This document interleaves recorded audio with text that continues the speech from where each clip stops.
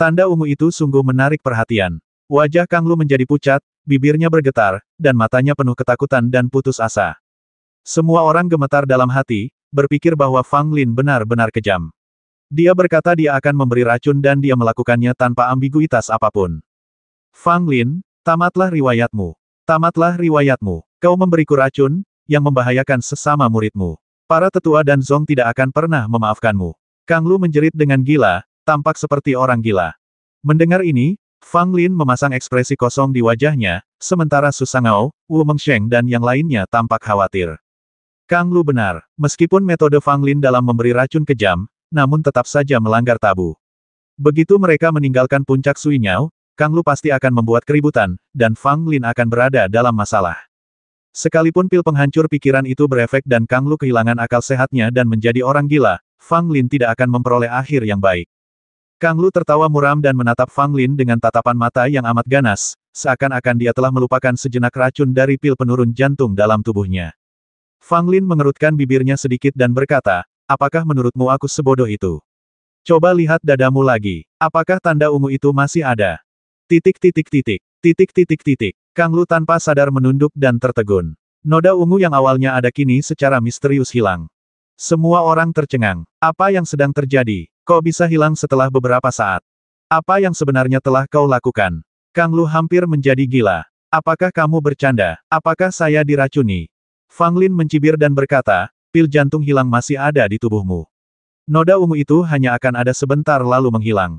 Noda itu tidak dapat dideteksi dengan cara apapun. Kecuali jika seseorang menggali jantungmu, mereka dapat mengetahui racun dari pil jantung hilang. Tanpa ciri-ciri apapun, siapa yang akan percaya bahwa kamu diracuni oleh pil jantung hilang? Berdasarkan pernyataan sepihakmu. Kang Lu segera berteriak dan mereka semua melihatnya, orang-orang ini dapat bersaksi untukku. Fang Lin mengangguk, lalu berbalik melihat orang-orang yang hadir. Kecuali orang-orang yang dipimpin Fang Lin dan Li Min, pengikut dan Zong lainnya mundur beberapa langkah karena ketakutan. Beberapa orang pemalu bahkan tidak berani menatap Fang Lin. Kang Lu bilang kau akan bersaksi untuknya. Aku ingin bertanya padamu, maukah kau? Fang Lin memandang semua orang dan bertanya sambil tersenyum. Tak seorang pun menjawab. Pada saat ini, semua orang dikejutkan oleh Fang Lin dan bahkan tidak berani kentut. Fang Lin melihat sekelilingnya dan dia tahu betul bahwa begitu orang-orang ini meninggalkan puncak Suinyao, pasti akan ada yang bersaksi untuk Kang Lu, jadi dia harus memikirkan suatu cara.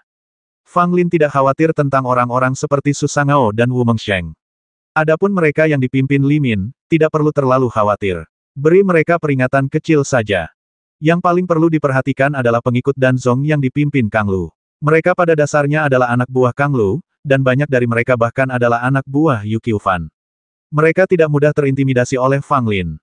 Sekalipun mereka tidak berani bicara sekarang, begitu mereka meninggalkan puncak Suinyao, mereka pasti akan berdiri dan menuduh Fang Lin telah menyakiti rekan-rekan muridnya. Pada saat itu, mata Fang Lin menoleh, senyum muncul di sudut mulutnya, dan dia berkata kepada murid-murid dan Zong yang dipimpin oleh Kang Lu, aku akan memberimu dua pilihan.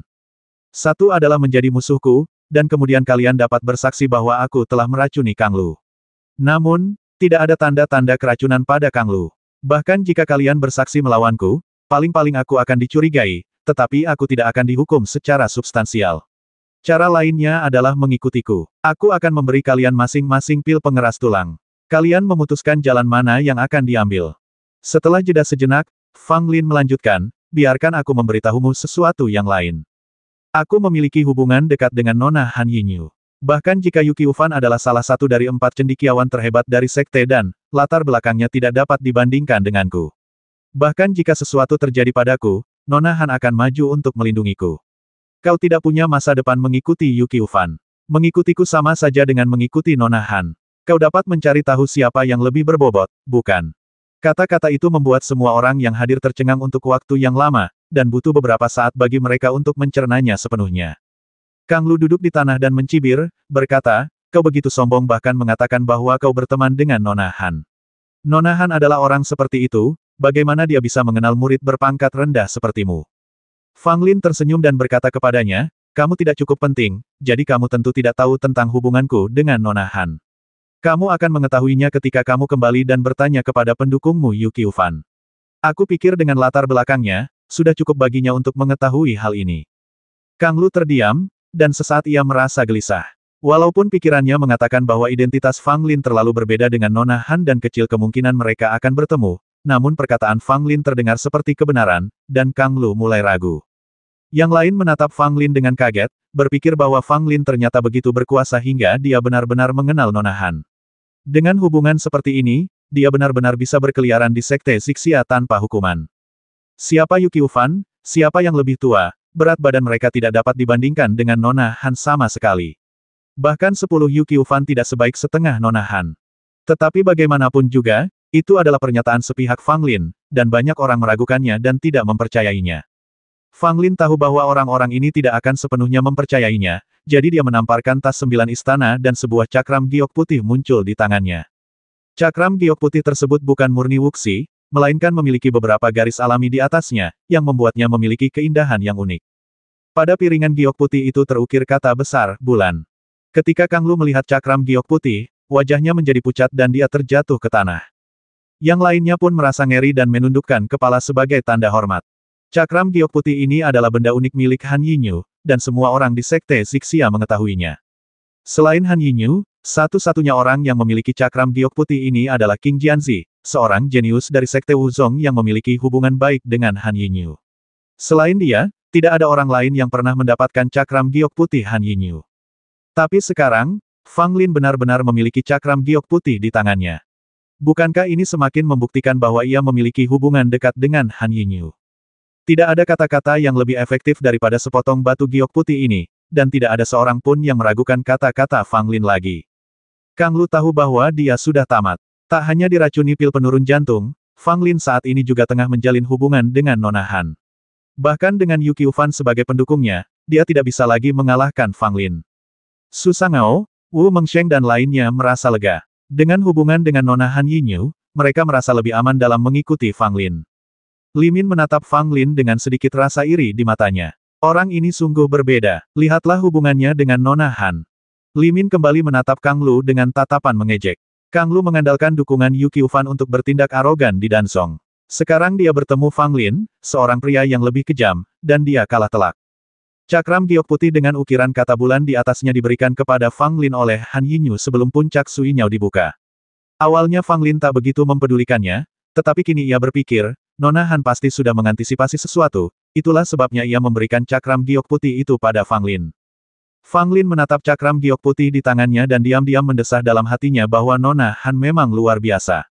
Cakram giok putih ini sangatlah mulia. Jika dia menerimanya, dia akan sepenuhnya dikendalikan oleh Nona Han. Meskipun ada banyak manfaatnya, jika Nona Han punya permintaan apapun di masa depan, Fang Lin tidak akan bisa menolaknya. Namun saat ini, memiliki cakram giok putih ini masih lebih banyak kelebihannya daripada kekurangannya.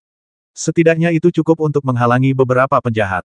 Kang Lu terjatuh ke tanah, kepalanya berdengung. Dia bahkan tidak berani menatap cakram giok putih itu, dan seluruh tubuhnya gemetar. Sudah berakhir, aku sudah selesai. Fang Lin benar-benar memiliki Nona Han sebagai pendukungnya, aku tidak bisa mengalahkannya. Bahkan dengan kakak senior Yu di sini, aku tidak bisa mengalahkan Fang Lin. Hati Kang Lu dipenuhi keputusasaan, dan dia tampaknya telah kehilangan semua energinya. Fang Lin meliriknya tanpa berkata apa-apa. Dia mengambil tas 9 istananya dan mengeluarkan buah burung putih dari dalamnya dan memasukkannya ke dalam tasnya sendiri sebelum mengembalikan tas 9 istana kepada Kang Lu. Fang Lin menyimpan kembali cakram giok putih itu. Hal ini terlalu mencolok. Cukup dengan mengeluarkannya dan mengocoknya saja untuk memberikan efek jera. Titik. Sekarang, apakah ada di antara kalian yang masih mau keluar dan bersaksi melawan saya? Fang Lin menatap kerumunan sambil tersenyum dan berkata dengan ringan. Seseorang segera berdiri dan berkata dengan tegas Kang Lu pantas menerima nasib ini karena kesalahannya sendiri. Benar sekali, Kang Lu memang selalu jahat, dan sangat menggembirakan dia berakhir seperti ini. Saudara Fang, Anda telah melakukan pekerjaan yang hebat. Kami pasti tidak akan mengatakan sepatah kata pun yang buruk tentang kakak senior Fang. Jika ada yang berani menjebak kakak senior Fang, kami tidak akan pernah membiarkannya pergi. Murid-murid tingkat rendah yang dipimpin Kang Lu berubah total, dan mereka tidak sabar untuk memutuskan hubungan mereka dengan Kang Lu. Orang-orang ini tidak bodoh. Situasi saat ini jelas. Kang Lu benar-benar kalah. Bahkan jika dia mendapat dukungan Yuki Ufan setelah dia keluar, dia tidak dapat berbuat apa-apa pada Fang Lin. Terlebih lagi, Fang Lin memiliki Nona Han sebagai pendukungnya, yang merupakan pendukung yang kuat. Siapa lagi di Sekte Zixia yang mempunyai pendukung sepenting Nona Han? Kalau saja dia tidak segera memegang paha Fang Lin, orang lain pasti sudah mengambil alih. Mendengarkan perkataan orang-orang ini, Kang Lu tidak bereaksi sama sekali, dan malah memperlihatkan senyuman tragis. Segalanya berubah. Kang Lu dulunya adalah sosok yang sangat berpengaruh di Danzong, dengan banyak sekali orang yang menyanjung dan mengikutinya. Tetapi sekarang, Kang Lu seperti seekor tikus yang menyeberang jalan, dan semua orang berteriak padanya untuk dibasmi. Bahkan mereka yang sebelumnya paling menyanjungnya telah sepenuhnya mengubah sikap mereka saat ini, dan mereka ingin membantu Fang Lin membasmi Kang Lu saat itu juga. Inilah ketidakstabilan dunia. Fang Lin lebih baik dari Kang Lu dalam setiap aspek. Tentu saja, orang-orang ini tidak akan lagi mengikuti Kang Lu, tetapi malah akan mencoba mengambil hati Fang Lin. Fang Lin menatap wajah orang-orang itu dengan ekspresi puas di wajahnya, tetapi dalam hatinya dia sangat meremehkan. Tiba-tiba, Kang Lu mengeluarkan token giok dan menghancurkannya tanpa ragu-ragu. Saya melihat cahaya putih menyelimuti Kang Lu, dan pada saat berikutnya, di bawah tatapan semua orang, sosok Kang Lu menghilang dari tempatnya. Oh tidak, Kang Lu benar-benar menghancurkan token giok dan memilih meninggalkan puncak Sui Miao saat ini. Su Sangao berkata dengan ekspresi berubah. Fang Lin tampak acuh tak acuh. Bukan masalah besar bagi Kang Lu untuk pergi saat ini. Jika dia bisa terus tinggal di puncak Sui Miao, Fang Lin akan mengaguminya. Su Sangao menghampiri Fang Lin dan berbisik, Fang Lin, Kang Lu pasti akan membuat masalah setelah dia keluar. Meskipun kamu memiliki cakram giok putih yang diberikan oleh Nona Han, kamu mungkin masih akan mendapat masalah. Berhati-hatilah. Fang Lin mengangguk dan berkata, tentu saja aku tahu batas kemampuanku. Kang Lu tidak bisa melakukan apapun padaku. Su Sangao mengangguk dan tidak terlalu khawatir tentang Fang Lin. Karena Fang Lin dan Nona Han saling kenal, tidak peduli seberapa dalam hubungan ini, itu adalah alat tawar-menawar di tangannya. Siapapun yang ingin berurusan dengan Fang Lin harus mempertimbangkan kemampuan tawar-menawar Nona Han. Pada saat ini, Li Min datang dengan ekspresi hormat yang jelas di wajahnya dan memberi hormat kepada Fang Lin sambil mengepalkan tangannya. Halo, kakak senior Fang. Nada bicara Li Min sangat sopan dan sikapnya sangat rendah hati. Dia jelas merupakan kakak senior dalam hal senioritas, tetapi dia memanggil Fang Lin dengan sebutan kakak senior, jelas untuk menyenangkan Fang Lin. Fang Lin tidak memiliki kesan baik maupun buruk terhadap Li Min. Setidaknya dia tidak mempunyai dendam terhadapnya, jadi dia membalas salam tersebut. Li Min ragu-ragu sejenak, tampak sangat bimbang, seolah-olah ada sesuatu yang ingin dia katakan namun tidak sanggup dia katakan. Ketika Fang Lin melihat ini, dia tahu apa maksudnya. Dia mungkin ingin mendapatkan kembali buah burung putih yang awalnya miliknya. Pada saat itu, Fang Lin tersenyum tipis dan berkata, Saudara Li, ada apa? Kalau tidak apa-apa, kita harus naik ke atas untuk melihat-lihat. Mendengar ini, Li Min segera berkata, saya ingin tahu apakah kakak senior Fang dapat mengembalikan buah burung putih itu kepada saya. Saya bersedia menukarnya dengan barang lain. Buah burung putih adalah ramuan obat yang sangat langka yang dapat digunakan untuk memurnikan banyak pil. Bahkan jika dikonsumsi langsung, ia memiliki efek tonik. Lagi pula, buah burung putih tidak mudah tumbuh. Hanya di tempat-tempat yang tanahnya sangat subur dan di mana terdapat kawanan burung putih yang hidup di sekitarnya, maka ada peluang tertentu bagi lahirnya buah burung putih. Akan sangat sulit untuk menemukan buah burung putih kedua di seluruh puncak Sui Miao, jadi Li Min berani datang kepada Fang Lin untuk memintanya. Sebelum Fang Lin sempat berkata apa-apa, Su Sangao langsung mengerutkan kening dan berkata, Li Min, kamu memberikan buah burung putih ini kepada Kang Lu, dan Fang Lin mendapatkannya dari Kang Lu, jadi ini tidak ada hubungannya denganmu. Kenapa kamu masih menginginkannya kembali? Bagaimana ini bisa dibenarkan? Wu Mengsheng juga menatap Li Min dengan tidak senang dan berkata, buah burung putih sudah menjadi milik Fang Lin. Jika kamu bersikeras menginginkannya, maka Kang Lu akan menjadi takdirmu. Mendengar ini, Li Min hanya bisa menghela nafas, merasa sangat sedih. Namun dia tidak berniat menyalahkan Fang Lin. Lagi pula, buah burung putih itu sudah berpindah tangan beberapa kali dan tidak ada sangkut pautnya dengan dia, Li Min, jadi memang tidak pantas baginya untuk memintanya dengan cara seperti ini. Alasan utamanya adalah Li Min tidak mau menyerah, jadi dia datang untuk memintanya. Jika dia tidak mendapatkannya kembali, dia hanya bisa menyerah. Selamat tinggal, Li Min berjalan pergi dengan lesu. Separuh orang yang mengikutinya pergi bersamanya, dan separuhnya lagi tidak terus mengikuti Li Min. Adapun sekelompok orang yang mengikuti Kang Lu sebelumnya, mereka tidak berani pergi tanpa perintah Fang Lin. Fang Lin sangat meremehkan orang-orang ini. Dia melambaikan tangannya, dan mereka bubar seolah-olah mereka telah diampuni. Fang Lin, apakah Anda benar-benar mengenal Nona Han? Susangao bertanya dengan hati-hati ketika dia melihat bahwa hanya orang-orangnya sendiri yang tersisa. Fang Lin tersenyum dan berkata, saya tidak hanya mengenalnya, Nona Han bahkan pernah datang ke tempat saya sebagai tamu.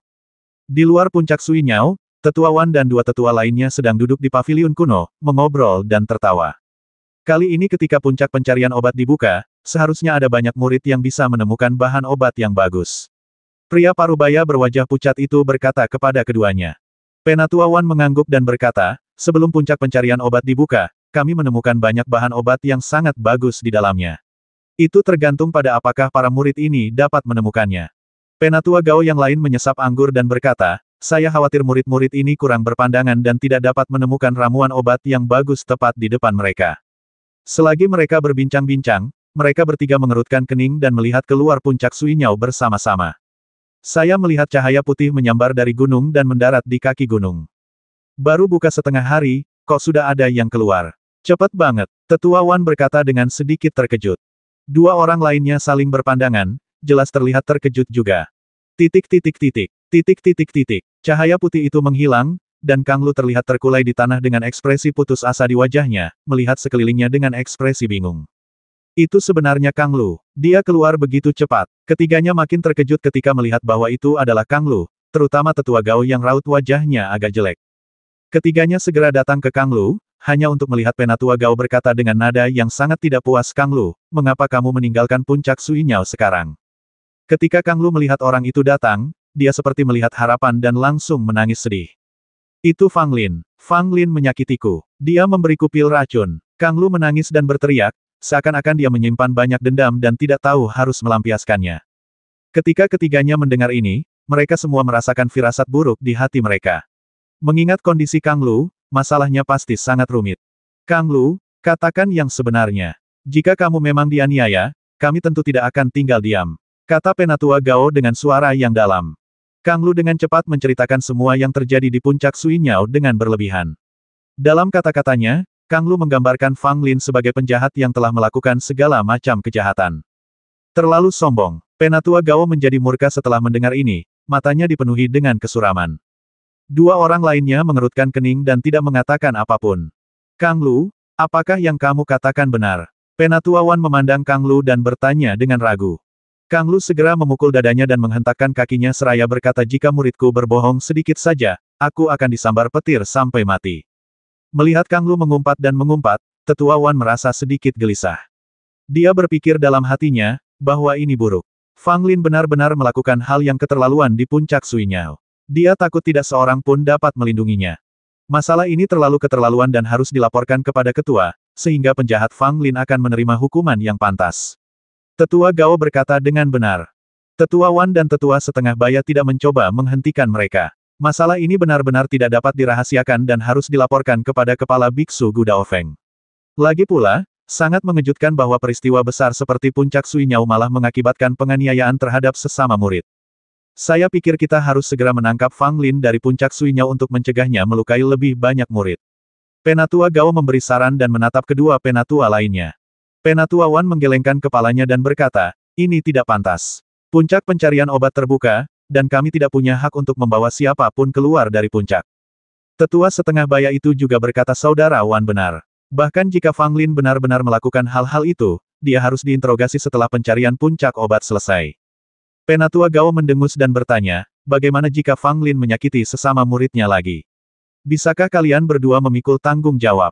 Penatua Wan berkata dengan tidak puas. Penatua Gao salah.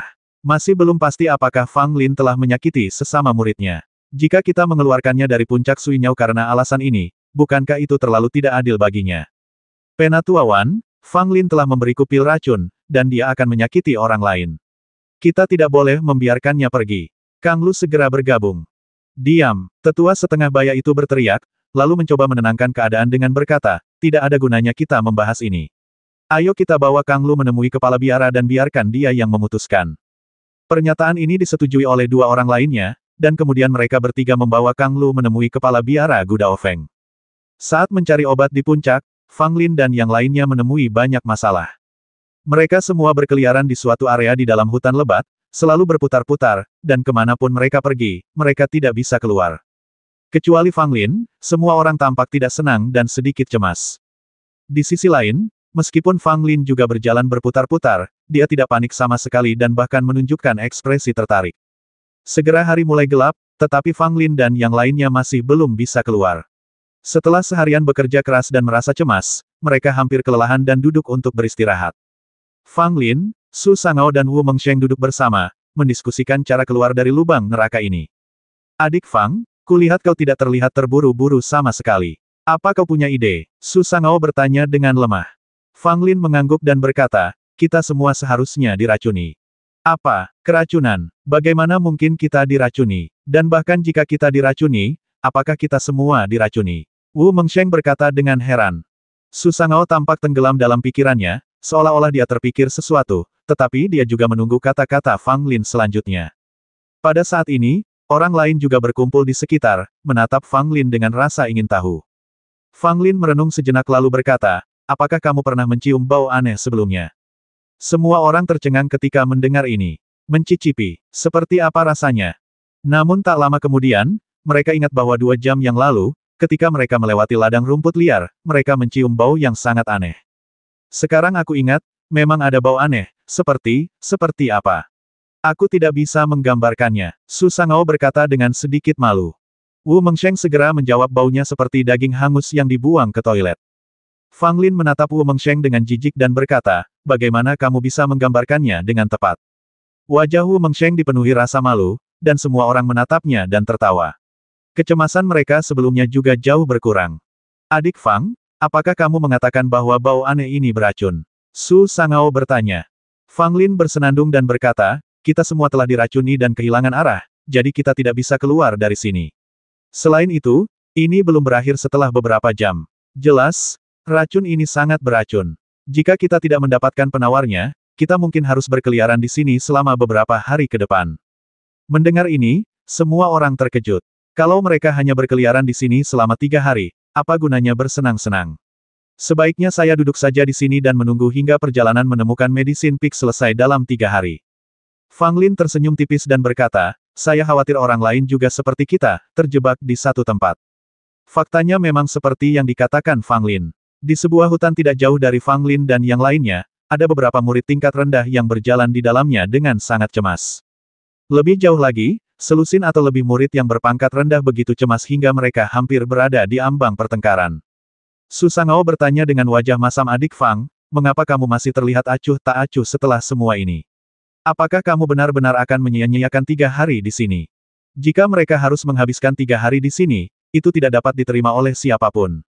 Kita baru sampai di sini, belum setengah jalan menuju Medicine Peak. Jika kita berakhir di sini, kita mungkin akan menjadi bahan tertawaan seluruh sekte dan setelah kita pergi. Fang Lin merenung sejenak dan berkata, kita semua telah diracuni dan kehilangan arah. Racun ini sangat merepotkan. Aku tidak punya ramuan yang dapat mendetoksifikasinya. Namun, pasti ada tanaman detoksifikasi yang tumbuh di sekitar bunga beracun ini. Aku telah memperhatikannya sebelumnya dan aku hampir yakin akan hal itu. Semua orang gembira ketika mendengar ini. Adik Fang, ayo kita cari ramuan penawar racun yang kamu sebutkan. Su Sangao berkata dengan tidak sabar. Fang Lin mengangguk, lalu memimpin semua orang berjalan beberapa puluh langkah ke satu arah. Mata Fang Lin setajam obor saat ia mengamati rumput lavender di depannya. Yang lainnya juga mengikuti pandangan Fang Lin dan mencari di antara rumput lavender, tetapi mereka tidak tahu seperti apa bentuk ramuan detoksifikasi itu, dan mereka semua bingung saat itu. Pada saat ini, semua orang mencium bau aneh itu lagi. Menurut deskripsi tepat Wu Mengsheng, itu memang seperti sepotong daging hangus yang dibuang ke toilet. Baunya sungguh menjijikkan. Wu Mengsheng dan yang lainnya tampak khawatir, mereka semua menutup mulut dan hidung, takut kalau mereka akan semakin teracuni setelah mencium baunya. Fang Lin tidak peduli dengan bau itu dan langsung berjalan ke semak-semak. Su Sangao dan yang lainnya bergegas mengikutinya, takut tertinggal. Inilah yang meracuni kita. Fang Lin melangkah beberapa langkah, lalu berhenti dan menunjuk ke bunga bundar yang tumbuh di bawah pohon tua di depannya. Bunga bundar ini berwarna merah muda terang dan tertutup oleh banyak gulma ungu. Itu tidak dapat dilihat sama sekali jika Anda berdiri jauh. Bunga bundar itu seukuran kepala bayi, dan di bawahnya terdapat 7 daun berwarna hijau tua dengan urat daun yang bening. Kelopak bunga bundar ini sangat padat, saling tumpang tindih dan terjalin, dan Anda bisa samar-samar melihatnya bergoyang sedikit mengikuti irama yang indah. Saat kelopak bunga bergoyang, bau aneh itu menjadi lebih kuat. Semua orang terkejut ketika mereka melihat bunga itu. Kelihatannya bunga itu bukan bunga yang bagus. Ini tampaknya adalah Buddha berlengan 7. Wu Mengsheng berkata dengan heran. Begitu dia berbicara, semua orang tiba-tiba mengerti dan mengenali asal-usul bunga ini. Fang Lin tidak menjelaskan lebih lanjut. Meskipun Buddha bertangan 7 tidak terlalu umum, patung itu pasti telah tercatat dalam banyak karya klasik. Jika pengikut Danzong ini bahkan tidak dapat mengenalinya, itu akan sangat buruk. Tidak heran. Tidak heran, menurut apa yang tertulis dalam kitab suci, Buddha bertangan 7 ini membawa aura aneh yang dapat membuat orang benar-benar kehilangan arah dalam jangka waktu tertentu. Itulah sebabnya kita tidak bisa keluar dari sini. Su Sangao mengangguk dan berkata. Fang Lin menatap Buddha berlengan 7 itu, dan tiba-tiba pandangannya tertuju pada sekuntum bunga putih kecil di samping Buddha berlengan 7 itu. Di sekitar Buddha bertangan 7, selain rumput liar, hanya ada satu bunga ini yang tumbuh. Meskipun sangat kecil, ia sangat kuat. Hanya satu. Fang Lin berkata diam-diam. Dia terus memindai dan segera menemukan bunga putih kecil lainnya. Carilah bunga ini, ia adalah racun. Fang Lin menunjuk bunga putih kecil dan memberi instruksi kepada semua orang. Mendengar ini, semua orang segera mulai mencari, dan tak lama kemudian, lebih dari selusin bunga putih identik ditemukan di sekitar. Setelah menghitung jumlahnya, setiap orang dapat 1, dan akan tersisa 3. Adik Fang, bagaimana kita menggunakan bunga ini untuk detoksifikasi? Kau tidak ingin kami memakannya langsung, kan? Su Sangao berdiri di samping bunga putih kecil. Dia tidak berani mengambilnya dengan mudah, tetapi bertanya dengan sangat hati-hati. Yang lainnya juga memandang Fang Lin. Sebelum Fang Lin mengambil tindakan, mereka tidak berani bertindak gegabah karena takut menimbulkan masalah lagi. Fang Lin tidak berkata apa-apa, dan dengan lembut memetik bunga putih kecil di depannya, memetik bunga yang sangat sederhana, membiarkan rimpangnya masih berakar di dalam tanah. Semua orang mengikutinya dan hanya memetik mahkota bunga tanpa menyentuh akar di bawahnya. Rendam bunga ini dalam air dan minumlah. Bunga ini tidak boleh diminum langsung. Fang Lin berkata sambil melemparkan mahkota bunga di tangannya ke dalam ketel, mengocoknya 2 kali, lalu meneguknya beberapa suap. Yang lain segera mengikuti dan mulai minum air. Setelah beberapa saat, semua orang merasa pikiran mereka menjadi jauh lebih jernih, dan bau aneh yang menyebar di sekitarnya pun langsung menghilang. Itu benar-benar berhasil. Di mana ada bunga beracun, di situ ada penawarnya. Sungguh menakjubkan. Mengikuti kakak senior Fang pasti tidak akan salah. Semua orang kagum dan memuji Fang Lin, dan mereka semakin merasa bahwa mengikuti Fang Lin adalah keputusan yang tepat. Melihat semua orang telah kembali normal, Fang Lin segera memimpin mereka untuk memanjat dan segera meninggalkan area di mana Buddha berlengan 7 itu tumbuh. Meskipun bunga putih kecil itu dapat mendetoksifikasi, jika mereka terus tinggal di sini, mereka akan terus diracuni hingga efek obatnya hilang. Setelah berjalan ke satu arah selama beberapa saat, kelompok itu akhirnya keluar dari area yang sebelumnya tidak dapat mereka tinggalkan. Mereka juga melihat beberapa orang tidak jauh dari sana yang sedang berjalan-jalan di area seukuran telapak tangan seperti mereka. Fang Lin tidak punya waktu untuk memperhatikan orang-orang itu. Melihat Fang Lin tidak berniat menyelamatkannya, yang lainnya terdiam dan tidak banyak bicara. Akhirnya, di tengah malam, mereka benar-benar keluar dari hutan lebat dan tiba di titik tengah gunung. Ketika semua orang datang ke sini, mata mereka tiba-tiba berbinar, seolah-olah mereka terpesona. Tanaman obat di sini tumbuh subur tahun ini. Tahun-tahun sebelumnya tidak sebanyak ini. Su Sangao berkata dengan penuh semangat. Berbagai tanaman obat tumbuh berdampingan, hampir membentuk ladang obat-obatan, dengan berbagai warna dan rasa bercampur menjadi satu. Namun, selain Fang Lin dan kelompoknya, beberapa murid tingkat rendah telah tiba di sini dan mulai memetik tanaman obat di sini. Melihat Fang Lin dan kelompoknya datang, mereka semua menunjukkan kewaspadaan. Kami telah menemukan tempat ini terlebih dahulu, sebaiknya kamu pergi ke tempat lain.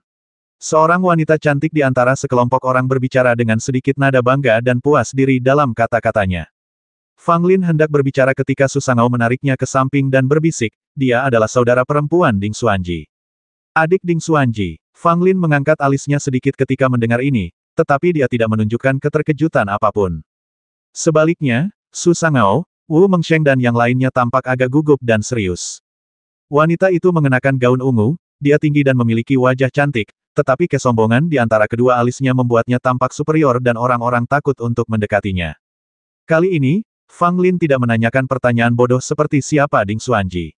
Sudah lama sejak dia menjadi murid formal, dan dia juga mengenal beberapa tokoh berpengaruh di Danzong. Ding Xuanji juga merupakan salah satu dari 4 yang terbaik di Sekte Dan, dan dalam hal senioritas, dia sedikit di atas Yu Qiufan. Setiap kali Yu Qiufan berhadapan dengan Ding Xuanji, dia selalu memanggilnya kakak senior Ding. Ini bukan karena Ding Xuanji lebih kuat dari Yu Qiufan, tetapi karena Ding Xuanji telah berlatih lebih lama dari Yu Qiufan. Jika kita berbicara tentang kekuatan alkimia, Ding Xuanji sedikit lebih kuat, tetapi dalam hal seni bela diri, Yu Qiufan sedikit lebih baik. Tapi tak peduli apa, Ding Xuanji juga merupakan orang yang sangat dihormati oleh murid-murid Danzong.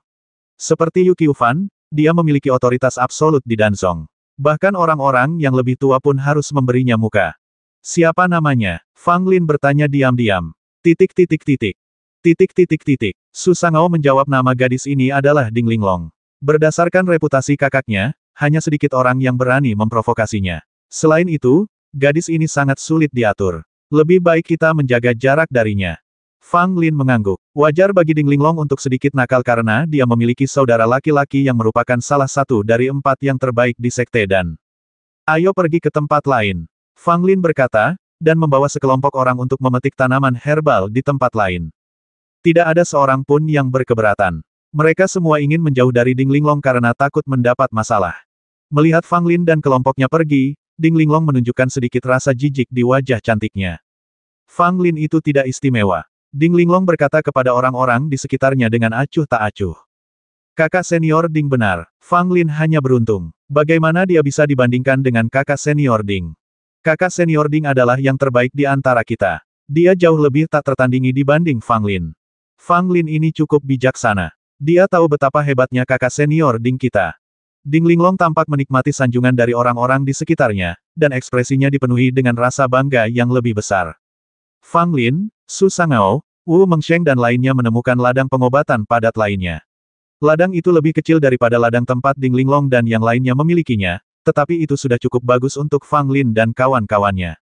Su Sangao dan yang lainnya segera bergegas ke ladang obat-obatan dengan penuh semangat dan mulai mengumpulkan tanaman obat.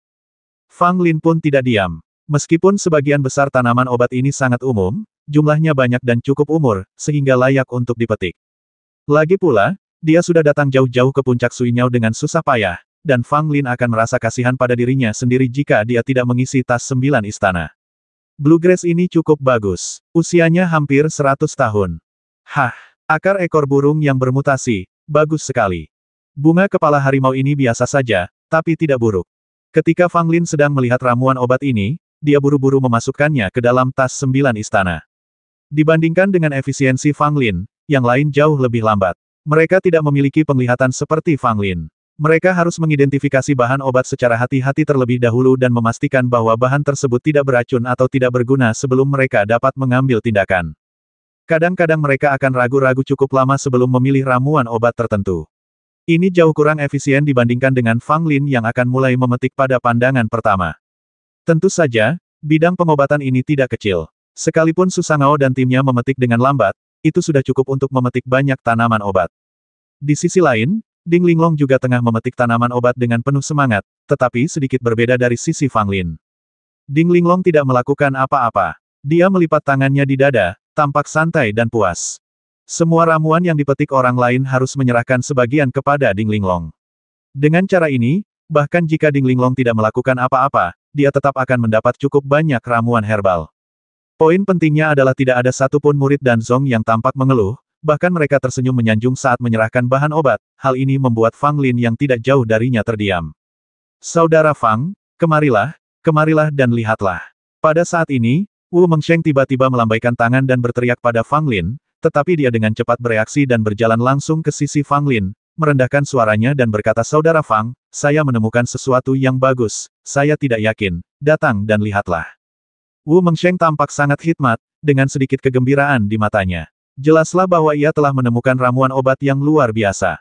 Jangan berisik. Fang Lin menanggapi, lalu mengikuti Wu Mengsheng ke posisi sebelumnya. Wu Mengsheng dengan hati-hati menyingkirkan tanaman obat di sekitarnya, memperlihatkan bunga putih bersih di tanah, indah, sederhana dan alami. Mata Fang Lin terfokus, hidungnya bergerak sedikit, dan dia mencium aroma segar dan elegan, yang membuatnya merasa sangat nyaman. Lihatlah bunga putih bersih itu lagi. Ia memiliki 9 kelopak, dan setiap kelopaknya sempurna, seperti giok putih asli. Di bagian tengah bunga, terdapat benang sari berwarna merah cerah yang menarik perhatian seperti titik merah di antara ribuan bunga. Hanya ada 2 daun hijau pada rimpang bunga itu, tetapi kedua daun hijau inilah yang membuat tatapan Fang Lin semakin dalam. Setelah diamati lebih dekat, terlihat bahwa pada kedua daun hijau itu ada jejak samar burung phoenix yang sedang mengembangkan sayapnya seolah hendak terbang. Mata Fang Lin berkedip, dan dia mulai berpikir. Ini sebenarnya adalah bunga kemurnian giok yang telah direndam dalam darah phoenix. Bahkan jika itu hanya setetes darah phoenix yang sangat tipis, itu sudah cukup untuk menyebabkan bunga kemurnian giok ini mengalami perubahan kualitatif. Fang Lin berkata dalam hati, dengan tatapan mata yang berapi-api. Bunga Yuking pada awalnya hanya sekedar ramuan obat biasa. Bahkan dengan akumulasi selama 100 tahun, khasiat obatnya hanya sedikit lebih kuat daripada bunga Yuking biasa. Namun bunga Yuking ini jauh lebih unggul daripada bunga Yuking biasa, baik dari segi penampilan maupun aromanya, terutama kedua daun yang berbekas darah phoenix ini, yang merupakan harta karun paling berharga di antara harta karun lainnya. Fang Lin adalah seorang ahli alkimia di kehidupan sebelumnya dan pernah memurnikan ramuan dengan darah phoenix asli. Jika berbicara secara logika, bunga Yuking ini tidak ada apa-apanya. Tetapi Fang Lin saat ini berada dalam situasi sulit dan tidak punya apa-apa. Jika dia bisa mendapatkan bunga kemurnian giok seperti ini, itu akan sangat membantunya. Namun, hanya ada satu bunga Yuking, dan orang pertama yang menemukannya bukanlah saya, melainkan Wu Mengsheng. Tidak masuk akal jika saya memonopolinya.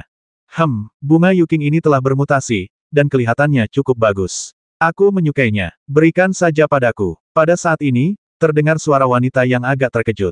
Fang Lin berbalik dan melihat bahwa Ding Linglong lah yang tanpa sadar datang ke samping dan juga menatap bunga Yuking. Wu Mengsheng menatap Ding Linglong dengan waspada, dan Fang Lin juga mengerutkan kening. Ding Linglong seolah tak mampu melihat ekspresi kedua orang itu, dan malah mengulurkan tangannya hendak memetik bunga Yuking. Ketika Wu Mengsheng melihat Ding Linglong benar-benar mencoba memetik tanaman obat yang pertama kali ditemukannya, ia pun langsung menjadi cemas. Dia tidak peduli siapa saudara perempuannya, dan langsung berteriak, "Hentikan! Apa yang kamu lakukan?" Tangan Ding Linglong yang terulur membeku di udara, sedikit rasa dingin tiba-tiba muncul di wajah cantiknya. Dia menatap Wu Mengsheng dengan acuh tak acuh dan berkata, "Kenapa? Aku suka bunga Yuking mutan ini, apakah kamu akan bersaing denganku untuk mendapatkannya?" Pada saat ini, Wu Mengsheng menyadari bahwa dia sebenarnya sedang memarahi Ding Linglong. Untuk sesaat dia bingung dan tampak sedikit panik. Semuanya berdasarkan siapa yang datang lebih dulu. Akulah orang pertama yang menemukan bunga Yuking yang bermutasi ini. Bagaimana mungkin aku membiarkanmu memetiknya? Wu Mengsheng membalas, tetapi kata-katanya yang seharusnya nyaring dan kuat, terdengar sedikit lemah. Fang Lin sedikit mengernyit. Wu Mengsheng jelas-jelas takut pada Ding Linglong. Lebih tepatnya, dia takut pada saudara laki-laki Ding Linglong, Ding Xuanji. Tetapi Ding Linglong ini sungguh sombong dan tidak masuk akal. Jelaslah dia dan orang lain yang pertama kali menemukan bunga Yuking, tetapi dia ingin mengambilnya dengan paksa. Kalau saja Fang Lin di kehidupan sebelumnya, dia pasti sudah menamparkan wajahnya. Ding Linglong menunjukkan sedikit ejekan di sudut mulutnya, dan berkata kepada Wu Mengsheng dengan nada mengejek, "Jadi bagaimana jika kamu menemukannya terlebih dahulu?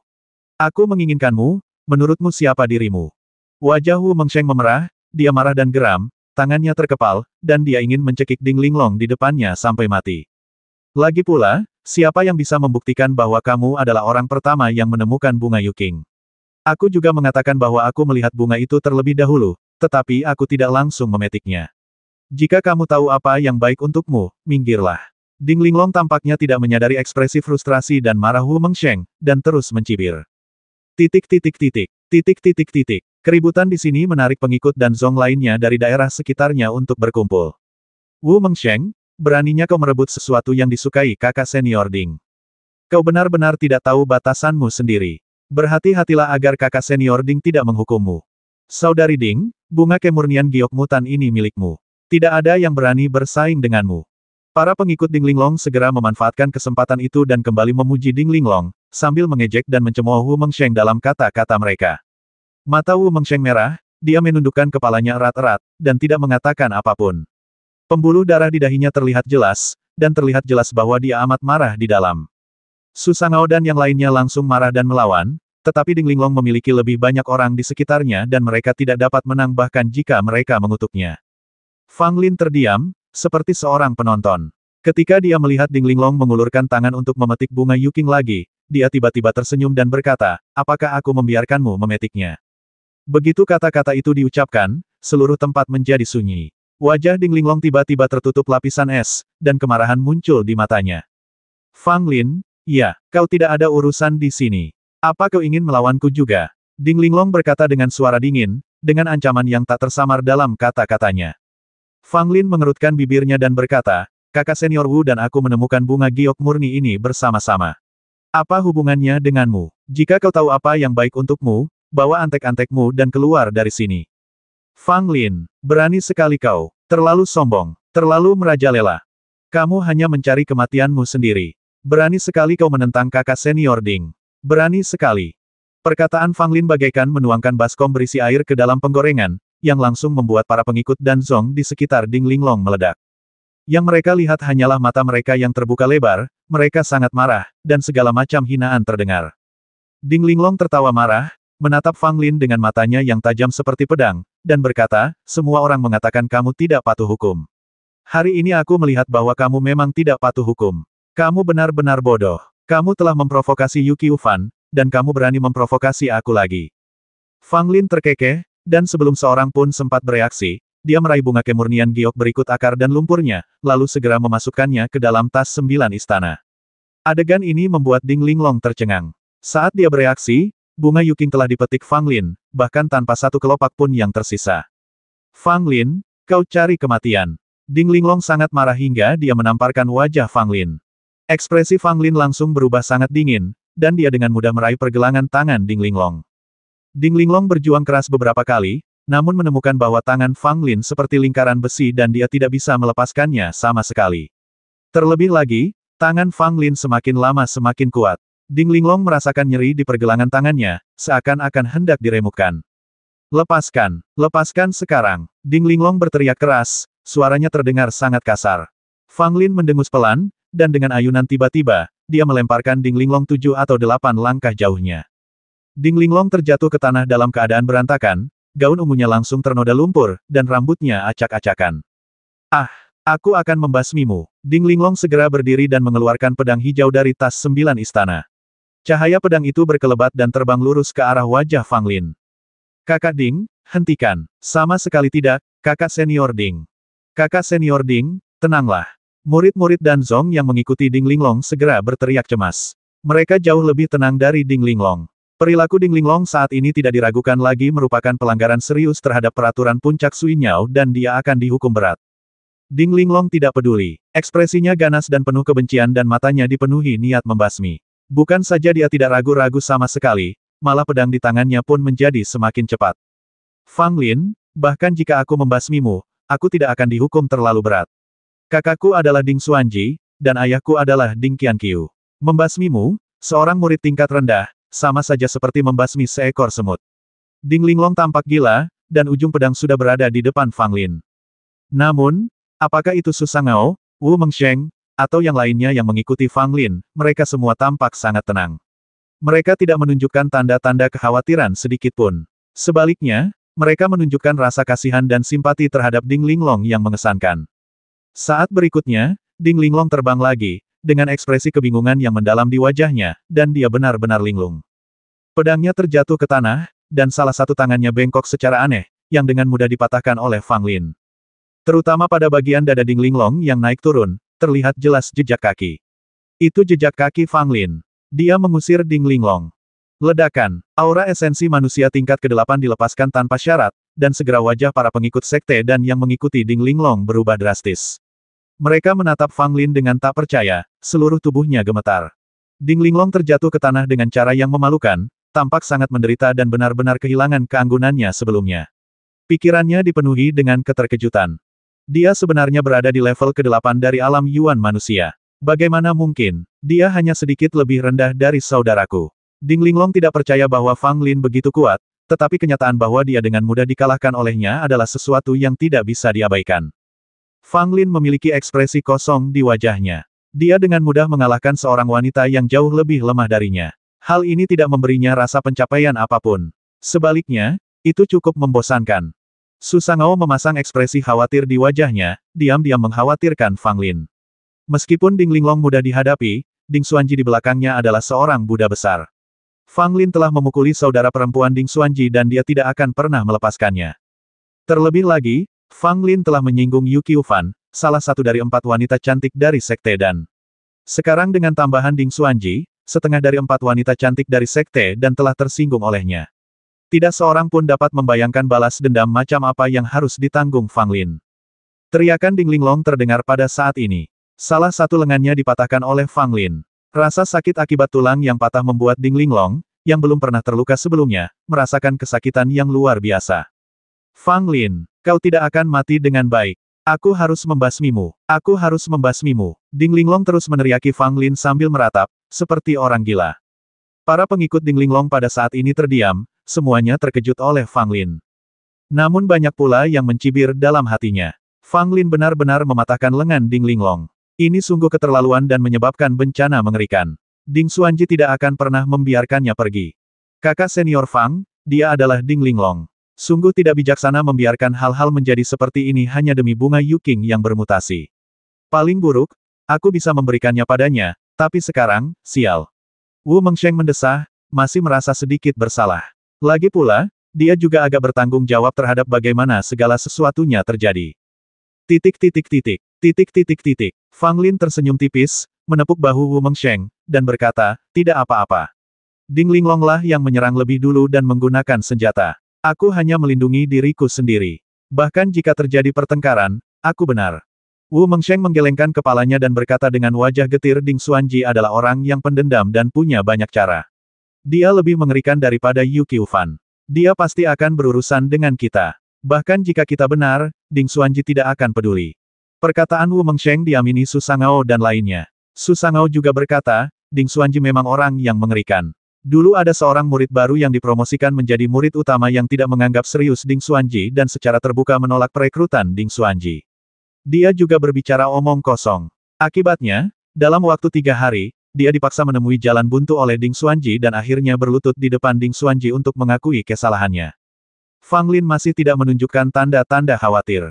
Sebaliknya, dia menghibur yang lain dan berkata, mengapa harus khawatir? Pertarungan sudah terjadi. Tidak ada gunanya memikirkannya. Paling buruk, aku bisa berlutut di depan Ding Xuanji dan mengakui kesalahanku. Semua orang menatapnya dengan aneh. Kata-kata Fang Lin baik-baik saja. Dengan kepribadiannya, mustahil baginya untuk mengakui kesalahannya kepada Ding Xuanji. Kalau saja Ding Xuanji muncul di hadapannya, dia bukan saja tidak akan menundukkan kepalanya, dia mungkin akan menyingsingkan lengan bajunya dan menghajar Ding Xuanji. Apa yang kalian semua lihat dariku? Aku serius. Aku sudah menyinggung Yu Qiufan, dan sekarang aku akan menyinggung Ding Xuanji yang bahkan lebih kuat. Bagaimana aku bisa bertahan? Bukankah itu sama saja dengan memukuli adik Ding Xuanji? Jika saatnya tiba, aku akan menundukkan kepala dan mengakui kesalahanku. Aku yakin Ding Xuanji tidak akan mempersulitku. Lalu, saat aku berhasil menjilat Ding Xuanji, itu akan menguntungkan kalian juga, kan? Fang Lin berkata sambil tersenyum. Setelah mendengar ini, Su Sangao dan Wu Mengsheng segera menyadari bahwa ada Buddha yang lebih kuat, Han Yinyu, di belakang Fang Lin. Memikirkan hal ini, mereka berdua langsung merasa lega. Dengan dukungan Han Yinyu, apa yang perlu ditakutkan? Apakah kakak senior Ding baik-baik saja? Bantu kakak senior Ding cepat. Saya punya pil yang dapat menyembuhkan tulang patah. Para pengikut Ding Linglong membantu Ding Linglong berdiri, tetapi Ding Linglong menolak untuk menghargainya. Dia menatap Fang Lin dengan mata dingin dan penuh kebencian, lalu tiba-tiba menghancurkan jimat giok dan menghilang ke puncak Suinyao. Melihat pemandangan ini, pengikut Ding Linglong semuanya tercengang. Sekarang setelah Ding Linglong pergi, situasi mereka menjadi sangat memalukan. Fang Lin memandang orang-orang ini. Mereka semua memasang ekspresi ketakutan dan tidak berani menatap Fang Lin. Pergi dan jangan halangi kami memetik tanaman herbal, kata Fang Lin. Orang-orang itu merasa lega dan segera pergi. Mereka tidak berani melanjutkan memetik tanaman herbal di dekatnya dan segera menghilang dari pandangan Fang Lin dan yang lainnya. Di luar puncak Suinyao, seberkas cahaya putih terbang keluar dan kemudian jatuh ke tanah. Ketiga tetua yang sedang menunggu di luar puncak Suinyao saat itu semuanya memasang ekspresi tidak senang. Ketika mereka melihat orang lain meninggalkan puncak Suinyao, alis mereka berkerut lebih dalam. Setelah cahaya putih menghilang, ketiga tetua terkejut melihat bahwa orang itu sebenarnya adalah Ding Linglong, dan mereka merasa bahwa segala sesuatunya mungkin tidak sederhana. Ketiga tetua itu bergegas mendekati Ding Linglong dan ingin bertanya kepadanya, tetapi tiba-tiba Ding Linglong mengabaikan mereka semua, berdiri, menutupi lengannya yang patah dan pergi tanpa mengucapkan sepatah kata pun. Melihat hal ini, ketiga tetua itu tidak bertanya lebih jauh, tetapi mereka semua merasa sangat aneh. Pertama adalah Kang Lu, dan sekarang Ding Linglong. Mereka semua adalah kandidat yang kami pikir berpotensi mencapai puncak, tetapi sekarang mereka semua gagal. Kata sesepuh setengah baya itu sambil mengerutkan kening. Penatua Gao mendengus dingin, menatap puncak Sui Nyao dengan mata dingin, dan berkata ini pasti ada hubungannya dengan Fang Lin lagi. Jika anak ini terus tinggal di puncak Sui Nyao, dia akan menjadi bencana. Penatua Wan menatapnya dengan sedikit ketidakpuasan dan berkata, masalah Kang Lu belum selesai, dan tidak ada cara untuk mengetahui mengapa Ding Linglong meninggalkan puncak Sui Nyao. Penatua Gao bersikeras bahwa Fang Lin lah yang melakukannya. Bukankah itu terlalu sewenang-menang? Atau apakah Anda, Penatua Gao, memiliki prasangka terhadap Fang Lin? Penatua Gao tampak dingin dan berkata, saya tidak punya prasangka buruk terhadap Fang Lin, tetapi anak ini benar-benar kambing hitam. Ketika puncak pencarian obat berakhir, dia akan diinterogasi. Saat itu, semuanya akan menjadi jelas. Tetua setengah baya itu mencoba menenangkan keadaan dan berkata, kalian berdua sebaiknya berhenti berdebat. Bukan hak kami untuk memutuskan bagaimana keadaan akan berjalan. Kita tunggu saja pencarian puncak pengobatan berakhir. Di puncak pencarian obat, Fang Lin mengeluarkan bunga kemurnian giok yang bermutasi lagi dan berkata kepada Wu Mengsheng, kamu yang menemukan bunga ini terlebih dahulu, jadi tentu saja kamu punya bagian. Wu Mengsheng berkata cepat tidak, bunga ini seharusnya milikmu, kakak senior Fang. Jika bukan karenamu, bunga ini pasti sudah diambil oleh Ding Linglong sejak lama. Aku tidak berhak memilikinya. Fang Lin merenung sejenak lalu berkata, bagaimana kalau begini? Aku akan menggunakan bunga ini untuk membuat ramuan. Jika sudah waktunya, aku akan memberimu setengah ramuan itu. Wu Mengsheng masih menggelengkan kepalanya dan berkata, setengahnya terlalu banyak. Jika kakak senior Fang bersedia, berikan saja satu atau dua. Melihat ekspresi Wu Mengsheng, Fang Lin tahu bahwa tidak ada gunanya terus berbicara, jadi dia mengangguk dan setuju untuk memberikan Wu Mengsheng 2 pil ketika saatnya tiba. Adapun yang lainnya, Fang Lin berencana untuk memberikan satu kepada Su Sangao, dan menyimpan sisanya untuk dirinya sendiri. Lagi pula, hanya ada satu bunga giok darah Phoenix, dan tidak banyak pil yang dapat dibuat darinya. Kakak senior Fang, kita sekarang sudah setengah jalan mendaki gunung. Kang Lu dan Ding Linglong sama-sama memilih untuk meninggalkan puncak Sui Nyao. Aku rasa kali ini, kakak senior Fang, kau bisa mencapai puncak-puncak Sui Nyao. Wu Mengsheng tiba-tiba berkata dengan sedikit kegembiraan di wajahnya. Mencapai puncak, Fang Lin tampak bingung. Wu Mengsheng menjelaskan setiap kali 3 puncak pencarian obat dibuka, orang yang akhirnya mencapai puncak akan menerima hadiah besar. Sekarang Kang Lu dan Ding Linglong telah meninggalkan puncak pencarian obat ini, dengan kekuatanmu, kakak senior Fang, seharusnya tidak sulit bagimu untuk mencapai puncak-puncak pencarian obat ini. Mendengar ini, ekspresi Fang Lin berubah. Ternyata ada imbalan jika mencapai puncak Sui Nyao. Namun, hal ini normal. Dengan imbalan mencapai puncak ini, persaingan di puncak Sui Nyao akan menjadi jauh lebih ketat. Fang Lin sebelumnya tidak terlalu tertarik untuk mendaki ke puncak-puncak pencari obat, tetapi setelah mengetahui bahwa ada hadiah bagi yang berhasil mencapai puncak, dia pasti tidak akan melepaskannya. Tahukah kamu apa pahala yang akan kamu terima setelah mencapai puncak? Fang Lin bertanya. Wu Mengsheng menunjukkan sedikit rasa malu dan berkata, saya tidak tahu tentang itu. Setiap orang yang mencapai puncak akan menerima hadiah tersendiri, tetapi itu seharusnya tidak buruk. Fang Lin mengangguk. Setelah orang-orang yang dipimpin Ding Linglong ditakuti oleh Fang Lin dan yang lainnya dapat memetik tanaman obat sesuka hati dari ladang obat yang berada di tengah gunung. Kecuali Fang Lin, semua orang tenggelam dalam kegembiraan memetik tanaman herbal bagaikan harimau lapar yang menerkam mangsanya. Mereka seperti petani di musim panen, semua tersenyum dan menikmati diri di ladang tanaman obat. Fang Lin tidak pergi untuk memetik tanaman herbal, ia ingin membuat pil. Setelah menemukan tempat yang relatif datar dan tenang, Fang Lin menamparkan tas 9 istana, dan kuali api emas yang dibawanya muncul di depannya. Fang Lin segera melemparkan beberapa jenis tanaman obat ke dalam tungku, lalu api pun mengepul dari bawah tungku. Setengah jam kemudian, Fang Lin melakukan teknik kejutan 3 gunung. Setelah 3 kali pukulan telapak tangan, aroma ramuan ajaib tercium dari kuali. Melihat ini, Fang Lin tersenyum, mengabaikan tungku alkimia, dan duduk di sana dengan mata terpejam untuk beristirahat. Setelah 2 jam kemudian, aroma ramuan itu berangsur-angsur menjadi lebih kuat, dan orang-orang yang sedang memetik tanaman herbal di dekatnya juga ikut mencium aromanya. Namun, Fang Lin sebelumnya telah memperingatkan mereka untuk tidak mendekat, jadi meskipun mereka penasaran, mereka tidak datang untuk mengganggu Fang Lin.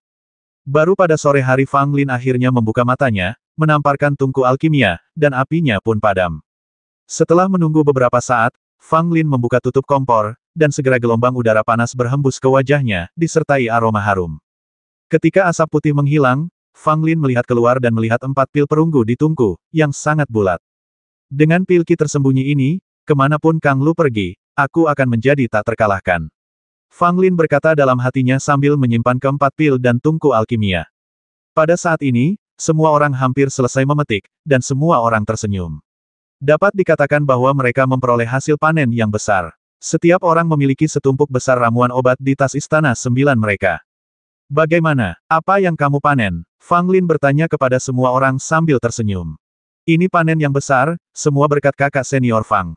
Ya, ini bukan pertama kalinya kami datang ke puncak obat untuk mencari tanaman obat, tetapi kami belum pernah memanen tanaman obat sebanyak ini. Saudara Fang, saya sangat berterima kasih kepada Anda. Terimalah rasa hormat saya. Semua orang berbicara sekaligus, tetapi mereka semua mengungkapkan rasa terima kasihnya kepada Fang Lin.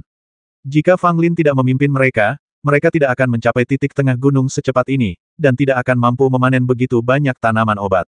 Bahkan Susangao memanggil Fang Lin dengan sebutan kakak senior. Bagaimanapun, Fang Lin jauh lebih unggul daripada semua orang yang hadir dalam hal bidang seni bela diri dan pencapaian alkimia. Susangao sendiri merasa tidak pantas memanggil Fang Lin dengan sebutan, adik laki-laki. Fang Lin tidak merasa tidak pantas jika setiap orang menyapanya. Dimanapun, yang kuat dihormati. Meskipun dia telah menjadi murid formal dalam waktu yang lebih singkat daripada siapapun yang hadir, kekuatannya jauh melampaui mereka. Kualifikasi memang penting, tetapi kemampuan jauh lebih penting. Kakak senior Fang, haruskah kita mendaki gunung semalaman? Wu Mengsheng menyarankan. Fang Lin mengangguk. 2 hari dari 3 hari telah hampir berlalu dan hanya tersisa 1 hari untuk mencapai puncak. Meski waktunya hampir habis, tetap saja agak sempit. Lagi pula, semakin tinggi ia melangkah, semakin banyak monster dan semakin banyak masalah yang akan muncul. Oleh karena itu, meskipun mendaki gunung di malam hari agak berisiko, Fang Lin percaya bahwa dengan kekuatannya sendiri, tidak akan ada yang salah. Pada saat itu, semua orang memetik lebih banyak herba dan ketika mereka merasa sudah cukup, mereka berhenti memetik herba dengan rakus di sana dan menuju ke tempat yang lebih tinggi. Setelah melewati setengah jalan mendaki gunung, semua orang kecuali Fang Lin menjadi waspada, karena bagian kedua perjalanan akan menjadi ujian sesungguhnya. Di masa lalu, sebagian besar pengikut dan Zong pada dasarnya berhenti di sini, baik karena mereka menemui masalah yang tidak dapat mereka selesaikan atau bertemu monster yang kuat. Fang Lin dan yang lainnya tahu bahwa kemajuan mereka seharusnya paling cepat di puncak perburuan obat pertama. Yang lainnya mungkin masih berkeliaran di tengah gunung. Barangkali seseorang akan mencapai titik tengah hanya pada larut malam. Kecepatannya tidak cepat di sepanjang jalan. Lagi pula, saat itu gelap gulita dan jarak pandang tidak begitu bagus, jadi kami harus berhati-hati. Hati-hati, ada ular besar. Wu Mengsheng, yang memimpin jalan di depan, tiba-tiba berkata. Semua orang melihat ke depan dan melihat seekor ular piton dengan garis-garis hijau di sekujur tubuhnya melingkar di pohon besar. Ia menatap Fang Lin dan kelompoknya dengan sepasang mata yang menyeramkan. Seekor ular piton yang telah berubah ke tingkat ke-6 tidak perlu ditakutkan. Fang Lin berkata dengan tenang. Aura esensi manusia tingkat ke-8 menyebar, dan ular piton hijau itu langsung terkejut. Ia menatap Fang Lin dengan ketakutan di matanya, lalu dengan cepat memutar tubuhnya dan lari. Meskipun monster tidak terlalu cerdas, semua makhluk hidup takut pada yang kuat. Aura Fang Lin pada tingkat ke-8 Yuan manusia cukup untuk mengintimidasi sebagian besar monster di bawah tingkat ke-8. Melihat ular piton itu ketakutan, semua orang menghela napas lega dan merasa bahwa mengikuti Fang Lin adalah keputusan yang bijaksana. Kalau bukan karena Fang Lin, meski banyak yang bergabung, mereka mungkin takkan mampu menghadapi ular piton itu. Kelompok itu berjalan maju sebentar. Hari sudah larut malam dan jalan pegunungan terjal, sehingga rombongan bergerak semakin lambat. Fang Lin telah meminta Wu Mengsheng untuk kembali ke tim, dan dia memimpin jalan sendirian. Di tengah malam yang gelap gulita, mata Fang Lin tampak lebih cerah dibandingkan siang hari. Penglihatannya dalam gelap tidak jauh lebih lemah dibandingkan pada siang hari. Patah. Fang Lin menginjak dahan pohon dan mematahkannya. Tiba-tiba angin kencang bertiup dan semua orang terkejut dan tertiup ke segala arah. Tidak bagus. Fang Lin berteriak, dan segera menggenggam belati beracun di tangannya, matanya tertuju pada kegelapan di depan. Suara mendesing. Seekor harimau putih besar tiba-tiba melompat keluar, dan aumannya membuat gendang telinga semua orang sakit. Alam transformasi pertama adalah tingkat ke-8. Mata Fang Lin terfokus. Alam harimau putih ini pasti berada pada tingkat transformasi pertama 8, atau bahkan lebih tinggi. Momentumnya sendiri tidak sebanding dengan monster biasa. Sasaran harimau putih itu bukanlah Fang Lin, tetapi langsung menuju ke murid dan Zong yang ada di belakang Fang Lin. Ketika pemuda itu melihat harimau putih menerkam ke arahnya, ia langsung mencoba menghindar, tetapi harimau putih itu bergerak terlalu cepat dan ia tidak punya waktu untuk menghindar. Cepat turun! Fang Lin berteriak dan bergegas menyelamatkan menggunakan gerakan kaki surga ke-9. Mendengar itu, pemuda itu terjatuh ke tanah. Harimau putih itu meraung dan melompati kepala pemuda itu lalu mendarat di tanah. Melihat serangannya gagal, harimau putih itu menggunakan ekornya seperti cambuk baja untuk mencambuk pemuda di belakangnya.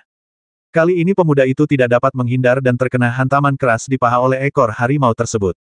Teriakan pun terdengar dan tulang kaki pemuda itu langsung patah. Dia terjatuh ke tanah dengan tidak stabil. Semua orang merasa ngeri saat melihat ini. Wu Mengsheng dan Su Sangao mengertakkan gigi dan ingin menyelamatkan pemuda itu.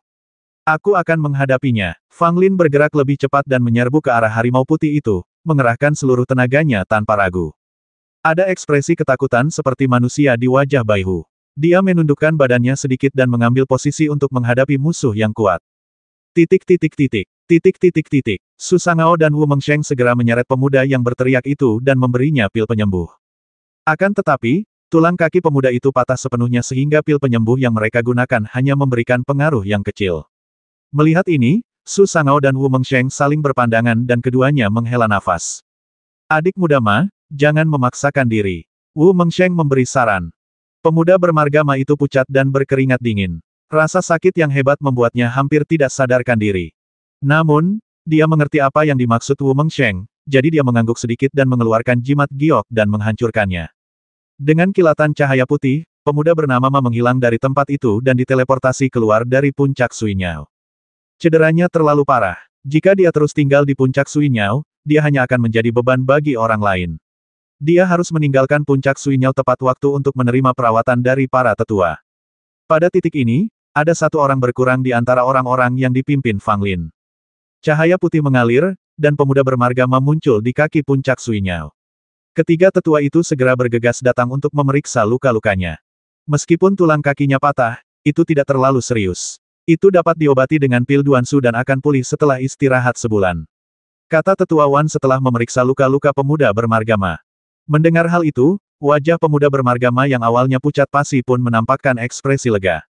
Namun, tetua Gao berkata dengan muram, ini pasti ulah anak itu, Fang Lin. Dia benar-benar mematahkan tulang kaki seseorang. Dia sangat kejam. Tetua Wan dan tetua setengah baya keduanya tampak tidak senang. Ini adalah masalah tidak masuk akal lainnya. Mengapa disematkan pada Fang Lin? Pemuda bermarga Ma itu agak bingung dan bertanya, mengapa Anda berkata begitu, tetua? Kakak senior Fang Lin lah yang menyelamatkan saya, kalau tidak, saya pasti sudah dibasmi oleh monster harimau itu. Begitu kata-kata ini diucapkan, wajah Penatua Gao membeku, berubah pucat dan biru. Tetua Wan dan tetua setengah baya itu tak dapat menahan tawa terbahak-bahak.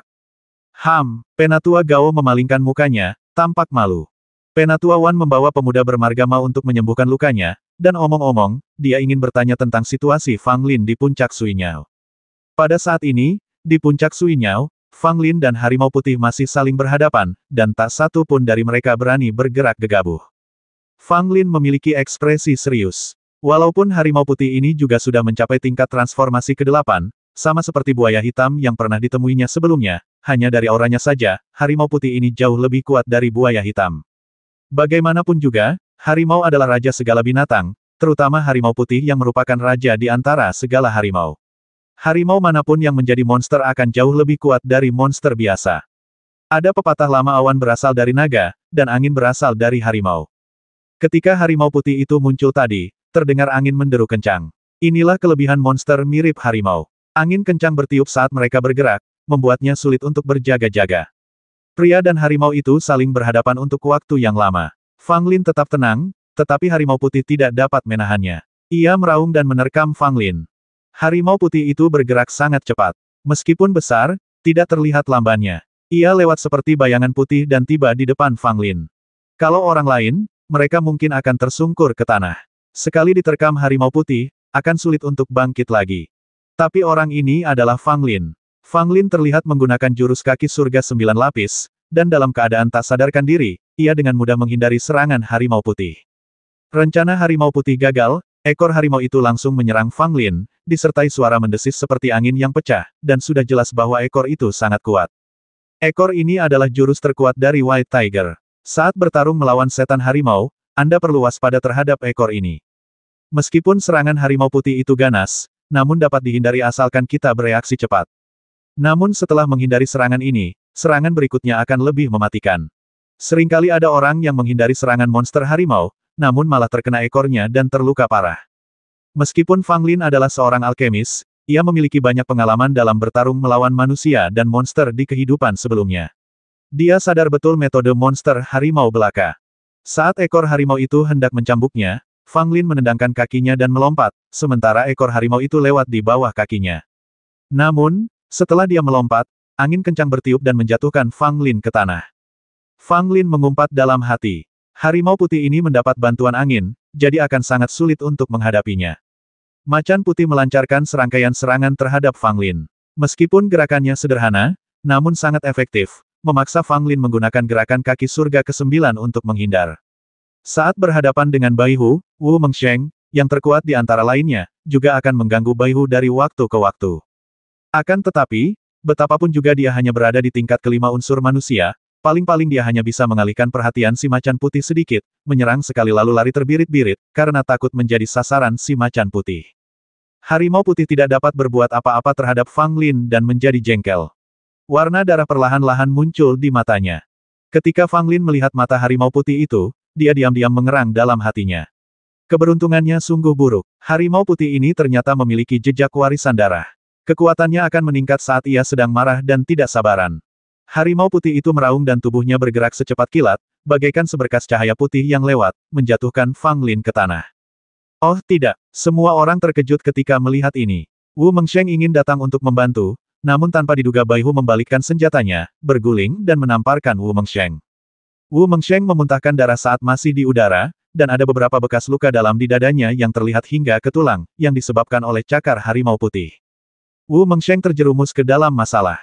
Su Sangao segera berlari dan menuangkan sebotol bedak pada luka Wu Mengsheng, yang hampir tidak menghentikan pendarahan. Wu Mengsheng tersenyum pahit dan menggelengkan kepalanya. Mengetahui bahwa ia tidak dapat lagi tinggal di puncak Suinyao, ia menghancurkan jimat giok dan meninggalkan puncak Suinyao.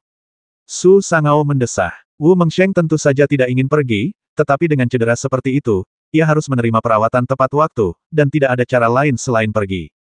Fang Lin melihat Su Sangao terluka dan pergi, dan merasa sedikit bersalah.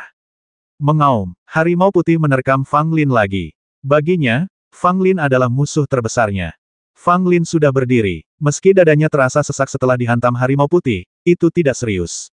Pada saat ini, dia memegang botol hitam di salah satu tangannya. Harimau putih itu menerkam ke arahnya dengan ganas, dan angin kencang bertiup ke wajahnya, membuat pakaian Fang Lin berdesir. Namun, tidak ada kepanikan di wajah Fang Lin. Sebaliknya, ada ketenangan yang tak terduga. Saat cakar harimau putih hendak menyentuh dada Fang Lin, tubuh Fang Lin bergerak lebih cepat dan menghindar dengan kecepatan seperti hantu. Pada saat yang sama, asap hitam memenuhi tempat Fang Lin baru saja berdiri. Harimau putih secara alami menyerap asap hitam ke dalam tubuhnya, tetapi tidak bereaksi sama sekali. Harimau itu membalikkan tubuhnya, dan cakarnya, yang lebih besar dari wajah manusia, menyapu melewati mata Fang Lin lagi. Fang Lin menggerakkan kakinya dan menjauhkan diri dari harimau putih itu. Saat asap hitam muncul, dia menahan napas. Fang Lin tidak bisa berbuat apa-apa terhadap harimau putih itu. Selain keuntungan dari jurus kaki surga 9 lapis yang memungkinkannya menghindari serangan harimau putih, dia tidak punya pilihan lain. Menyerang, Baihu jauh lebih cepat dari Fang Lin. Sebelum belati di tangannya bisa melukai Baihu, andalam Fang Lin telah digali keluar oleh cakar Baihu. Namun, Fang Lin juga memiliki kelebihannya sendiri, yaitu racun. Jauh sebelum memasuki puncak pencarian obat, dia telah menyiapkan banyak sekali racun, pil racun dan bubuk racun. Racun-racun ini disiapkan untuk menghadapi monster-monster kuat yang mungkin ditemui di puncak Suinyao. Ketika berhadapan dengan buaya hitam sebelumnya, Fang Lin juga mengandalkan bisa. Sekarang menghadapi harimau putih yang lebih kuat ini, Fang Lin tidak punya pilihan selain menggunakan racun lagi. Asap hitam dikeluarkan Fang Lin pada saat harimau putih menyerang. Baihu tentu saja tidak mengerti kekuatan asap hitam. Setelah menghirupnya, dia tidak menyadarinya dan terus mengejar Fang Lin. Apa yang harus dilakukan Fang Lin sekarang adalah menggunakan jurus kaki surga 9 lapis untuk menunda waktu hingga racun di tubuh harimau putih itu mulai bekerja. Tetapi pada saat ini, harimau putih sedang dalam keadaan marah, dan kekuatannya hampir mencapai tingkat ke-9. Bahkan dengan gerakan kaki surga ke-9, Fang Lin masih kesulitan mengatasinya. Meskipun jurus kaki langit 9 lapis sangat indah, pertama, tingkatan Fang Lin terlalu rendah untuk mengeluarkan keindahan jurus kaki ini sepenuhnya, dan kedua, jurus kaki ini menghabiskan banyak sekali tenaga dalam. Jika hal ini berlangsung lama, tenaga dalam Fang Lin akan terkuras habis, dan ia tidak akan dapat bergerak selangkah pun. Untungnya, energi internal Fang Lin jauh lebih besar daripada prajurit Yuan tingkat 8 biasa. Lagi pula, Fang Lin tidak hanya membuka ke-36 meridian, tetapi juga membuka satu dari 72 meridian secara kebetulan, yang setara dengan memiliki satu meridian lebih banyak daripada yang lain. Dengan meridian ekstra ini, kekuatan internal Fang Lin lebih besar daripada orang lain. Ini adalah kelebihan lain yang dimiliki Fang Lin dibandingkan prajurit biasa. Tentu saja keuntungan ini tidak terlalu berguna saat menghadapi monster. Monster memiliki inti monster, dan kekuatan fisik mereka jauh lebih unggul daripada prajurit. Adalah hal yang paling bodoh dan tidak bijaksana untuk mencoba menghabiskan energi monster. Pada saat ini, Fang Lin mencoba memutuskan apakah racun harimau putih akan bekerja terlebih dahulu, atau apakah tenaga dalam dan kekuatan fisiknya akan habis terlebih dahulu. Namun, Fang Lin sangat tenang dalam hatinya. Ia percaya asap beracun yang disiapkannya akan mampu memberikan efek sebelum tenaga dalamnya habis. Waktu berlalu sedikit demi sedikit. Sangat merepotkan untuk melawan monster dalam kegelapan.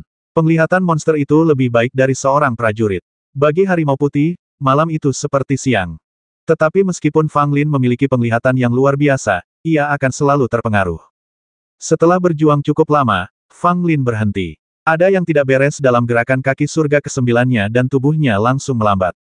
Tidak bagus. Fang Lin terkejut. Harimau putih benar-benar tidak melewatkan kesempatan ini. Cakarnya langsung menggaruk dada Fang Lin. Meskipun Fang Lin berusaha sekuat tenaga untuk mundur dalam sekejap, dia tetap terkena serangan, dan dadanya langsung robek dan darah mengalir keluar. Ketika orang-orang di kejauhan melihat Fang Lin terluka, mereka semua merasa gugup dan kekhawatiran di wajah mereka menjadi semakin intens. Fang Lin menggunakan jurus kaki surga 9 lapis untuk mendapatkan kembali ritme dan menghindari serangan berikutnya dari harimau putih. Dia tidak punya waktu untuk memeriksa luka-lukanya dan secara acak menaburkan bubuk obat putih di atasnya. Ketika harimau putih mencium bau darah, ia menjadi semakin ganas dan mengeluarkan serangkaian raungan yang memekakkan telinga. Bersamaan dengan auman harimau itu, angin kencang menderu dan bertiup kencang. Tubuh Fang Lin terperangkap dalam angin kencang, dan pergerakannya tiba-tiba menjadi sulit. Gerakan kaki langit 9 lapisnya sekali lagi terganggu. Mungkinkah harimau putih ini sengaja dibesarkan di sini oleh sekte dan untuk berurusan denganku? Bagaimana bisa begitu kuat? Fang Lin mengumpat dalam hatinya. Dia tidak punya waktu untuk memikirkan apapun. Dia menyentuh tas 9 istana dan tiba-tiba sebuah jimat giok hijau muncul di tangannya. Ketika harimau putih menerkam, Fang Lin menghancurkan jimat giok itu tanpa ragu-ragu. Saat jimat giok itu hancur, cahaya pedang yang menyilaukan muncul dan langsung menuju ke arah harimau putih. Cahaya pedang itu sangat cepat, dan Baihu menyerbu ke depan. Sekalipun dia melihat cahaya pedang, dia tidak punya waktu untuk bereaksi dan hanya bisa menahan cahaya pedang itu. Engah! Pedang itu melintas di tubuh harimau putih itu, meninggalkan luka sepanjang lengan di sisinya. Darah langsung mewarnai separuh tubuh harimau putih itu menjadi merah. Namun, setelah melukai macan putih, cahaya pedang segera menghilang, hanya menyisakan kekuatan satu serangan. Harimau putih itu terluka, meski hanya luka ringan, namun hal itu membuatnya luar biasa marah. Ia sama sekali tidak mempedulikan darah yang mengalir dari luka di tubuhnya, membuka mulutnya sekuat tenaga, dan menggigit kepala Fang Lin. Fang Lin menarik napas sedikit, mengeluarkan jimat giok, dan memancarkan cahaya pedang lagi. Wah! Namun kali ini cahaya pedang itu dihalangi oleh manik bundar dan tidak menimbulkan luka apapun pada harimau putih itu. Fang Lin terus mundur, dan pada saat yang sama dia melihat pil ibel berwarna putih susu mengambang di depan harimau putih. Pil ibel inilah yang menghalangi cahaya pedang tadi. Kau bahkan telah melepaskan pil ibel. Apakah kau akan melawanku sampai mati? Fang Lin mencibir, tetapi ada sedikit kepanikan di hatinya. Asap hitam belum berpengaruh, sungguh di luar dugaan Fang Lin. Menurut perkiraan Fang Lin, hal itu seharusnya berlaku pada saat ini. Namun jika melihat penampakan harimau putih itu, selain terlihat lebih ganas, tampaknya tidak ada yang aneh. Fang Lin sudah merasakan langkahnya menjadi berat, itu pertanda tenaga dalamnya terkuras terlalu banyak dan kekuatan fisiknya tak sanggup lagi mengimbangi. Namun, harimau putih itu masih penuh energi dan bahkan melepaskan inti ibelnya, sehingga semakin sulit bagi Fang Lin untuk melawan. Pada saat itu, Fang Lin tidak peduli lagi dan menamparkan tas 9 istana dengan keras. Tiba-tiba 3 jimat giok muncul dan hancur bersamaan. Wus wus wus. Tiga cahaya pedang tajam sangat menarik perhatian di malam yang gelap, dan mereka menusuk ke arah harimau putih secara serempak. Hanya ada beberapa jimat giok yang diperoleh dari murid-murid Wuzong. Itu adalah benda yang sangat berharga, dan Fang Lin menukarnya dengan ramuan milik orang lain. Gunakan satu saja lebih sedikit dan Fang Lin tidak mau menggunakan satu pun dari mereka melawan buaya hitam sebelumnya, tetapi sekarang dia mengalahkan hampir semuanya. Tiga cahaya pedang, energi pedang yang menakutkan membuat harimau putih tiba-tiba merasa ketakutan. Melihat tiga cahaya pedang datang, pil Ibel di depan harimau putih itu tiba-tiba memancarkan lapisan tirai cahaya merah muda, yang menutupi seluruh tubuh harimau putih itu. Cahaya pedang menghantam tirai merah muda dengan keras, menyebabkan pil Ibel mundur sedikit. Harimau putih itu pun tampak menderita pukulan berat, dan ekspresinya menjadi lesu. Fang Lin bahkan lebih tertekan ketika dia melihat bahwa kekuatan pil Ibel begitu kuat sehingga bahkan cahaya pedang tidak dapat berbuat apa-apa padanya. Hanya ada satu binatang Ibel di antara 10 binatang Ibel yang dapat menggunakan kekuatan pil Ibel. Bagaimana mungkin aku bisa bertemu dengan satu? Fang Lin tersenyum pahit dan tidak bisa berkata apa-apa. 80.